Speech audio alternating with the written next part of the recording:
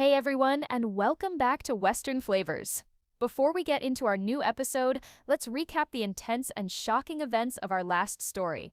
We followed Ty on his journey to Heartland, where a glimpse of a wild Mustang herd triggered a powerful, heroic memory of him, Amy, and Lou. But the story took a dark turn as he finally reached the borders of the ranch, only to see Nathan Price. The sight of Nathan triggered a devastating, traumatic memory of his captivity, revealing Nathan as one of his tormentors. The chapter ended on a massive cliffhanger as a changed and resolute Ty, his fear replaced by a cold, hard anger, began to secretly follow Nathan back towards the Heartland house.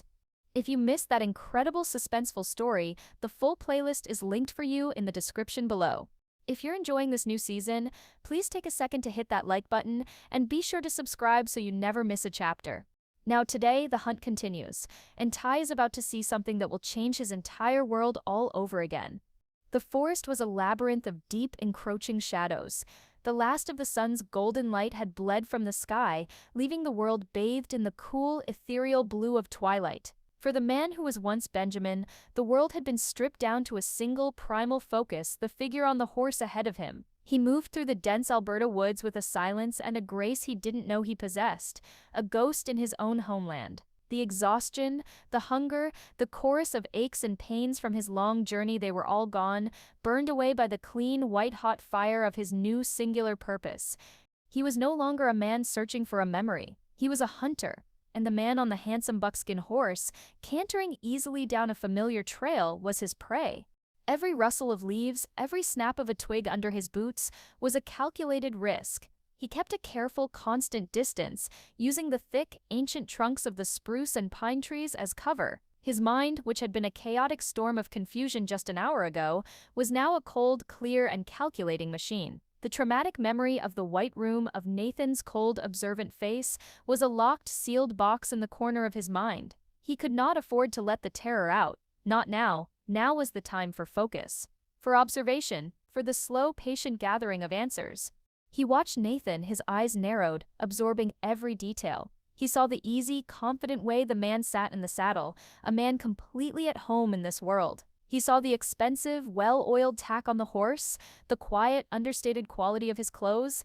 This was a man of means, a man of power, a man who could make another man disappear. The question that echoed in the silent, focused chambers of Ty's mind was a simple, relentless refrain: why? Why me? He followed him for what felt like an eternity, the woods growing darker, the air growing colder, and then, through a break in the trees, he saw it. A light, a warm, golden, and impossibly welcoming light, shining from the windows of a house nestled in the valley below. His heart gave a sudden, powerful lurch, a jolt of profound, inexplicable recognition. He pushed forward, moving to the very edge of the tree line, and the world opened up before him. He was standing on a low ridge, looking down at a sprawling, beautiful ranch. He saw a large, familiar-looking white house, its windows glowing with a warm, inviting light. He saw a series of well-kept paddocks, the dark, peaceful shapes of horses moving within them, and he saw the barn, a massive, iconic, and impossibly familiar red barn, its silhouette a stark, beautiful shape against the deep, bruised purple of the twilight sky. Heartland, the name was a whisper in his soul. He didn't know how he knew, but he knew. This was it. This was the place from his dreams, the place the old cowboy had told him about, the place the truck driver had marked on his map. This was the place he had been walking towards for 4 long, agonizing days. This was home. The sight of it, so real, so beautiful, so exactly as it had been in his fragmented memories, was a powerful, emotional blow. He felt a surge of a feeling so profound, so overwhelming, that it almost buckled his knees. It was the feeling of a man who had been lost at sea for years, finally, impossibly, spotting the distant, familiar shoreline of his own country. He watched as Nathan rode into the main yard, dismounted with a practiced, easy grace, and tied his horse to the hitching post. He was home, too. The monster was at the gates of the castle. Ty's gaze was fixed on the main house, his heart pounding a frantic, desperate rhythm. He was scanning the windows, searching for a face, the face of the laughing woman with the sun-gold hair. Amy. He was so focused on the house that he almost didn't see the small, bright figure that suddenly burst out of the back door. It was a little girl, a small, vibrant whirlwind of energy with a wild tangle of blonde hair that seemed to catch the last of the fading light. She was wearing bright pink rubber boots and was running across the lawn with the pure, uninhibited joy of a child. Ty stared, his entire being frozen, the world narrowing to this one, small, perfect figure. It was the child. The child from his dream, the child from the hospital memory, the child whose name was a constant, aching echo in his heart. Lyndy. He watched, his breath caught in his throat, as she ran towards the paddock where Nathan was now unsaddling his horse. He saw her stop at the fence, her small hands gripping the wooden rails. He saw Nathan turn, a warm, easy smile on his face as he spoke to her. Ty was too far away to hear the words, but he could see the easy, familiar affection between them. He saw his daughter, the daughter he didn't know he had, looking up at the man who had destroyed his life with a look of pure, trusting, and uncomplicated love. The sight was a new and even more profound kind of torture. The cold, focused rage of the hunter was instantly, completely, and utterly extinguished, replaced by the raw, powerful, and all-consuming ache of a father's broken heart. He had to get closer. He had to see her face. He had to be sure. He began to move, his own mission forgotten, his only purpose now this small, bright girl who held the key to his entire forgotten universe. He slipped from the cover of the main woods, using the deep, long shadows of a line of poplar trees that bordered the driveway as his new hiding place. He moved with a desperate, silent urgency, his heart a wild, chaotic storm of a love, a grief, and a confusion so profound it threatened to tear him apart. He was a ghost, a heartbroken specter, risking everything just to get a closer look at the beautiful, living, breathing miracle of his own child. He moved like a phantom, a shadow slipping through the deeper, longer shadows of the twilight. The line of tall, rustling poplar trees that lined the Heartland driveway provided the perfect cover, their dense foliage shielding him from the warm, golden light of the house and the yard.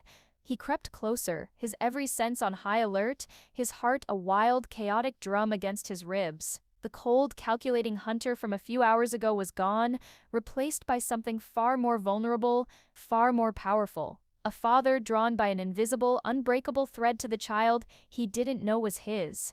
He stopped about 50 yards from the main yard, his back pressed against the rough, comforting bark of a massive tree. From here he had a clear, unobstructed, and heartbreakingly intimate view. The little girl was standing by the paddock fence, chattering happily up at Nathan, who was now leaning against the top rail, his expression one of easy, affectionate amusement. The scene was so perfectly, peacefully domestic that it was a dagger in Ty's heart. He focused on the girl, and the world around her seemed to dissolve into a soft, meaningless blur. He took in every detail of her, his mind a desperate, hungry camera, trying to capture an image it had been starved of for 4 long years. She was beautiful. She had her mother's brilliant sun-gold hair, which was pulled back into a messy ponytail, and her mother's determined, slightly stubborn set to her small chin. But her eyes were his. He could see it even from this distance. They were the same shape, the same deep, thoughtful blue. She was a perfect, living, breathing fusion of the two of them, a testament to a love he was only just beginning to remember.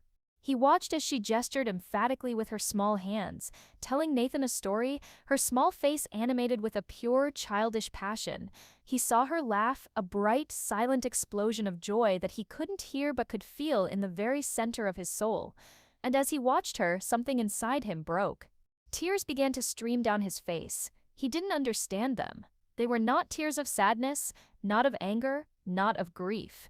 They were the silent, helpless, and completely overwhelming tears of a profound, inexplicable love.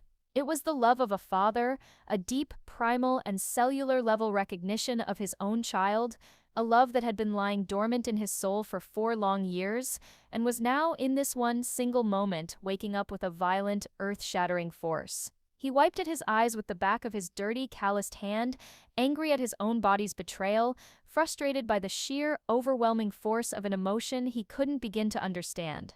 Why was he crying? He didn't know this little girl. Why did the sight of her feel like the most important, most beautiful, and most heartbreaking thing he had ever seen? He was so consumed by his own internal emotional storm that he almost missed it. Nathan, laughing at something the little girl had said, reached out and gently ruffled her hair. You are something else! You know that, Lyndy? The name. It was spoken casually, A simple, affectionate word. But for Ty, it was a sonic boom. It was a key turning in a lock, a bolt of lightning that connected the chaotic, emotional present with the fragmented, mysterious past. Lyndy, the name he had whispered in the hospital, the name that had brought him such a profound, inexplicable joy. He stared at the little girl, his heart pounding so hard he felt dizzy. It wasn't just any girl, it was her. It was his Lyndy, the child from his memory, the child whose name was a sacred, joyful word in the barren landscape of his mind, was a real, living, breathing person, and she was standing right in front of him. The realization was not a gentle dawning, it was a catastrophic, beautiful, and world-altering explosion. The last 4 years of his life, the 2 years of a living death in a white room, the 2 years of a quiet, empty existence as a ghost named Benjamin, it all collapsed in on itself, in this one single, profound moment of recognition. He was a father, he had a daughter, and her name was Lyndy. The joy that surged through him was so powerful, so absolute, that it was a physical pain. It was a brilliant, blinding light that banished all the shadows, all the fear, all the confusion. For the first time in 4 long, agonizing years, he knew with a certainty that was as real as the ground beneath his feet exactly who he was. He was her dad. The knowledge was the most wonderful and the most terrible thing he had ever known. Because he could see her, he could see his own daughter, his own heart, standing just a few yards away. And he could not go to her, he could not run to her and scoop her up in his arms and tell her who he was. Because the man she was smiling at, the man she so clearly trusted and adored, was the same man who had been a silent, willing witness to her father's destruction. The two realities, the beautiful, miraculous truth of his daughter and the dark, terrifying truth of his enemy, crashed together in his mind. He had to protect her. That was his only thought. The fierce, primal, and protective instinct he had felt in his flashback to the Mustang smugglers was now a roaring, all-consuming fire in his soul. He had to protect his daughter from the monster who was standing right beside her, the monster who was wearing the mask of a kind and trusted friend. He knew, with a sudden cold clarity, that his old, vague plan to investigate, to find answers was no longer enough. This was not a mystery to be solved. This was a battle to be fought. But he could not fight it recklessly. He could not just charge in a wild, angry man with an unbelievable story. That would only scare her, would only confuse her, would only put her, and Amy, in more danger. He had to be smart, he had to be patient, he had to be the ghost they all believed him to be, a silent, watchful, and protective presence. He had to understand the full scope of Nathan's plan, the full extent of his infiltration into their lives, before he could make his move. He took one last, long, and heartbreaking look at his daughter, at her beautiful, innocent, and completely unaware face. He burned the image of her into his memory, a new, powerful, and unwavering source of strength. And then, with a final, silent promise that he would be back for her, that he would not let anything or anyone ever hurt her, he melted back into the deep, concealing shadows of the woods, a father who had just found his daughter, and in doing so, had just found his war. The retreat was a silent, agonizing act of will. Every instinct in Ty's body, every fiber of his being, was screaming at him to run towards the warm, golden lights of the Heartland house, to scoop his daughter up in his arms, to hold her, to tell her who he was. But the image of Nathan Price, the man from his nightmares, standing so comfortably, so possessively, in the heart of his family, was a cold, hard wall of reality. He couldn't go to them. Not yet. To reveal himself now, a wild, broken man with an insane, unbelievable story, would be to walk directly into his enemy's trap. He would be dismissed as a madman, a danger, and he would be separated from his family for good. He had to be smart, he had to be patient, he had to become the ghost that Nathan believed him to be. He melted back into the deep, concealing darkness of the woods, his movements now driven by a new, cold, and calculated purpose. He put as much distance as he could between himself and the main house, moving silently through the familiar, unfamiliar landscape. The profound, instinctual knowledge of the terrain that had guided him here was a strange and powerful tool. He didn't know how he knew that a gully would be just over the next rise, or that a game trail would fork to the left, but he knew it with an unshakable certainty. His body remembered a home his mind could not. He walked for hours, the adrenaline of his discovery slowly giving way to a deep, bone-weary exhaustion and the cold, hard reality of his situation. He was a man with no resources, no shelter, and no plan beyond a vague, all-consuming need to protect the family he couldn't yet claim. The night was growing colder, the wind whispering through the high branches of the pines with a lonely, mournful sound. He had to find a place to rest, a place to hide, a place to think. He was following the sound of the creek, the same one he had stumbled upon on his first day's journey when he saw it. Tucked away in a small, sheltered grove of ancient, towering cottonwood trees, almost completely hidden by the overgrown brush, was a small, dark shape. A structure?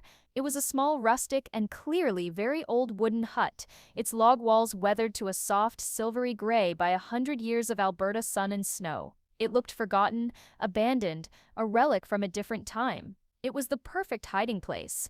He approached it cautiously, his senses on high alert. The door was a simple, rough-hewn plank of wood, held shut by a simple leather latch. He lifted the latch, the leather creaking in the quiet night, and pushed the door open. A wave of cool, musty air, the scent of old wood, dust, and the faint phantom smell of campfire smoke washed over him. He stepped inside, pulling the door shut behind him, and was plunged into a profound and deeply comforting darkness. He fumbled for the small flashlight Hank had given him, its powerful beam cutting through the gloom. The inside of the hut was a single, small room, a perfect, self-contained world that was a time capsule of a simpler life. There was a small stone fireplace in one corner, a stack of dry, neatly cut firewood beside it. A simple, rough-hewn wooden cot was pushed against one wall, a thick, folded wool blanket resting on top of it. And in the corner there was a small, makeshift table, and on it a collection of old, well-used fishing equipment. A simple rod and reel, a tangled collection of colorful lures in a rusted tin box, and a long, wicked-looking filleting knife. The place felt safe. It felt like a sanctuary. He ran a hand over the rough, wool blanket, a feeling of profound, inexplicable comfort settling over him. He didn't know it, of course. He had no way of knowing that he was standing in Jack Bartlett's private, sacred fishing hut, a place he himself had visited a dozen times in his youth. He had no idea that the blanket he was touching was one that had been draped over his own shoulders by his wife on a cold night years ago. He just knew that this place felt right. It felt like a place he could rest, a place he could think, a place he could plan his war. He was a man with a new and very old purpose. He was a father, he was a husband, and he was a man who had been profoundly, deeply wronged. He sat down on the edge of the cot, the weight of the last 4 years, of the last 4 days, of the last 4 hours, finally settling upon him. He looked around the small, dark, and blessedly quiet hut, and he knew with a certainty that settled deep in his bones that his life as a drifting, anonymous ghost was over. The hunt had begun. And this small, forgotten cabin in the heart of the Heartland woods would be his base camp. It would be his fortress. It would be the place from which he would begin the long, difficult, and dangerous journey of taking his life back. While Ty was finding a new secret sanctuary in the deep, quiet woods of Heartland, the man who had put him there was beginning to unravel. The news of the escape had been a slow-acting poison in Nathan Price's carefully constructed world, and in the days that followed, the poison began to take its toll. He was a man living on a fault line, and the ground beneath his feet was fracturing. On the surface, his life in Hudson remained a picture of admirable stability. His ranch was a model of efficiency, his business dealings were sharp and successful, and his patient, gentle courtship of Amy Fleming was the subject of quiet, approving gossip in the town. He was, to all outside observers, the perfect man. He was kind, he was supportive, he was handsome, and he was devoted. But beneath the calm, charming facade, a desperate, paranoid man was beginning to emerge.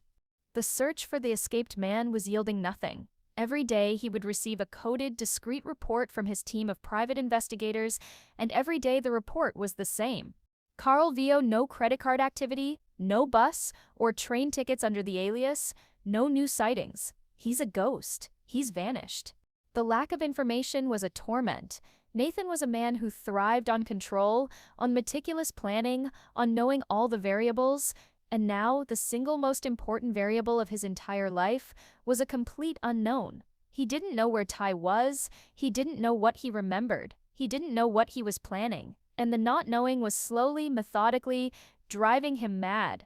His frustration began to leak out in small, unsettling ways, brief, discordant notes in the otherwise perfect symphony of his public persona. He became uncharacteristically sharp with his own ranch hands, his usual easygoing leadership style replaced by a tense, irritable impatience. He got into a minor but surprisingly heated disagreement with Tim at the rodeo grounds over a trivial matter of scheduling, his voice taking on a hard, aggressive edge that was deeply out of character. "Hey, take it easy, Nathan. It's just a practice slot." It's not just a practice slot, Tim. It's about professionalism. It's about doing things the right way. Some people seem to have a problem with that. His words were a veiled, bitter accusation that was completely out of proportion to the situation, and it left Tim staring after him with a look of profound, suspicious confusion. But the most telling changes in his behavior were at Heartland itself. His visits became more frequent, his presence more constant. He would show up unannounced, always with a plausible, helpful excuse, a new supplement for the horses he thought Amy might like, a piece of equipment he was offering to lend Jack, a special treat he had picked up for Lyndy in town. He was a constant, smiling, and deeply unsettling presence. His kindness, which had once been a source of genuine comfort for Amy, was now beginning to feel suffocating. He was always there, his concern a little too intense, his questions a little too probing. Are you sure you should be lifting that, Amy? You've had a long day. I'm fine, Nathan. I've been lifting hay bales my whole life. I know, I worry about you. You're carrying a lot on your own. His words were a gentle, loving concern on the surface, but underneath, they were a subtle, constant undermining of her own strength, her own competence. He was trying to make himself indispensable, to create a world in which she needed him, a world in which she was a fragile, grieving widow who required his constant, steadying presence. And he was always watching. Amy would be in the middle of a conversation with Jack, and she would look up and see him, standing at a distance, just observing them, a strange, thoughtful, and slightly possessive look on his face. The moment their eyes would meet, the look would vanish, replaced by his usual warm and charming smile. But she had seen it, and it was beginning to make her deeply uneasy. She was not the only one who noticed. Jack Bartlett, a man who had spent a lifetime reading the subtle, silent language of predators, was watching him too. He saw the way Nathan's eyes would go cold when he thought no one was looking. He saw the way his smile never quite reached his eyes anymore. He saw the way his kindness had become a tool, a strategy. He didn't know what was driving it. He didn't know the deep, dark secret that was the source of Nathan's quiet, desperate unraveling. But his protective, grandfatherly instincts, the ones that had been honed by a lifetime of protecting his family from the dangers of the world, were now on high alert. He began to watch Nathan, not as a friend, not as a potential partner for his granddaughter, but as a threat. A quiet, smiling, and deeply unpredictable threat. And he knew with a quiet, cold certainty that settled deep in his bones that the storm that had been brewing on the horizon was no longer distant. It was here, and he had to be ready for it. The sun began to set, casting a long, golden, and deceptively peaceful light across the Heartland ranch. The day's subtle, unsettling dramas had drawn to a close, leaving a quiet, contemplative mood in their wake. Nathan had finally departed, his charming, friendly mask firmly back in place, leaving a confused and deeply uneasy Amy on the porch. Jack was in his workshop, a thoughtful, worried expression on his face as he sharpened tools that didn't need sharpening, his mind turning over the strange, discordant notes of Nathan's behavior. And Lyndy, blissfully unaware of the complex adult currents swirling around her, was happily grooming her pony, her world a simple, beautiful place of unconditional love. But just beyond the familiar, comforting boundaries of the ranch, in the deep, encroaching shadows of the woods, another, more profound drama was unfolding. His heart, a chaotic symphony of a father's love, a husband's rage, and a victim's terror, was making a decision. He had seen his daughter. He had seen his enemy, and he knew, with a certainty that was as cold and hard as the stone in his gut, that he would not reveal himself. Not yet.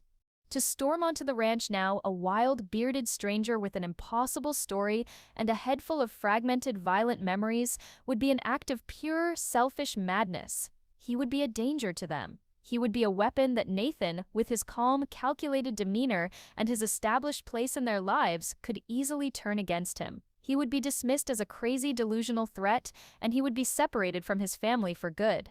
He had to be smart. He had to be patient. He had to become the ghost that Nathan believed him to be, an invisible, watchful presence. He had to understand the full scope of Nathan's plan, the full extent of his infiltration into their lives before he could make his move. He was a man with a new and very old purpose. He was a father, he was a husband, and he was a man who had been profoundly, deeply wronged. He was a hunter now, and his first, most immediate need was a place to hide, a base camp from which he could plan his war. He retreated deeper into the woods, putting as much distance as he could between himself and the tempting, heartbreakingly close lights of the main house. He moved with a quiet, instinctual grace, his body remembering paths his mind could not. He was following the sound of the creek, the same one he had stumbled upon on his first day's journey when he saw it. Tucked away in a small, sheltered grove of ancient towering cottonwood trees, almost completely hidden by the overgrown brush, was a small dark shape. It was a small, rustic, and clearly very old wooden hut, its log walls weathered to a soft, silvery gray by 100 years of Alberta sun and snow. It looked forgotten, abandoned, a relic from a different time. It was the perfect hiding place. He approached it cautiously, his senses on high alert. The door was a simple, rough-hewn plank of wood, held shut by a simple leather latch. He lifted the latch, the leather creaking in the quiet night, and pushed the door open. A wave of cool, musty air, the scent of old wood, dust, and the faint, phantom smell of campfire smoke washed over him. He stepped inside, pulling the door shut behind him, and was plunged into a profound and deeply comforting darkness. He fumbled for the small flashlight Hank had given him, its powerful beam cutting through the gloom. The inside of the hut was a single, small room, a perfect self-contained world that was a time capsule of a simpler life. There was a small stone fireplace in one corner, a stack of dry, neatly cut firewood beside it. A simple, rough-hewn wooden cot was pushed against one wall, a thick, folded wool blanket resting on top of it. And in the corner there was a small, makeshift table, and on it a collection of old, well-used fishing equipment. The place felt safe. It felt like a sanctuary. He ran a hand over the rough wool blanket, a feeling of profound, inexplicable comfort settling over him. He didn't know it, of course. He had no way of knowing that he was standing in Jack Bartlett's private sacred fishing hut, a place he himself had visited a dozen times in his youth. He had no idea that the blanket he was touching was one that had been draped over his own shoulders by his wife on a cold night years ago. He just knew that this place felt right. It felt like a place he could rest, a place he could think. He was physically and emotionally exhausted, the events of the day having taken their final brutal toll. He lay down on the cot, pulling the thick, musty blanket over himself, and for the first time in what felt like an eternity, he fell into a deep, dreamless, and profoundly healing sleep. He slept for hours, his mind a quiet, blessedly blank slate. But in the deep, dark hours of the early morning, in the part of the night where the veil between the conscious and the subconscious is at its thinnest, his mind began to stir. It was not a dream, it was a name that was pushing its way up from the deep, forgotten archives of his memory, a name that was connected to a feeling of a profound, brotherly love, of a deep and unwavering friendship. He sat bolt upright in the pitch-black darkness of the hut, his eyes wide, his heart pounding. He was not asleep, he was wide awake. And a single, clear, and impossibly familiar name had just erupted from his own lips in a sharp, clear, and disbelieving voice. Caleb Odell. He stared into the darkness, the name echoing in the small, silent space. He didn't know who Caleb Odell was, he couldn't put a face to the name, but he knew with an absolute soul-deep certainty that he had just remembered his best friend. Another piece of the puzzle, another ghost from his past, had just come home.